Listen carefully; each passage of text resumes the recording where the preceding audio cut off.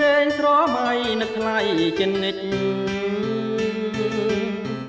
អារម្មណ៍មិនភ្លេចពីក្តីស្នេហា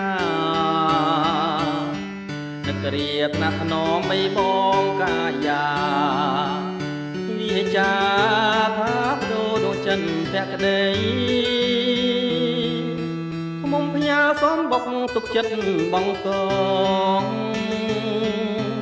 ដោយរូបរៀបបងផ្ញើប្រាណនឹងស្រីផ្ញើក្លិនផ្ញើខ្លួនផ្ញើព្រេងសាយយំថ្ងៃអ្វីអ្វីរៀបផ្ញើទាំងអរាត្រី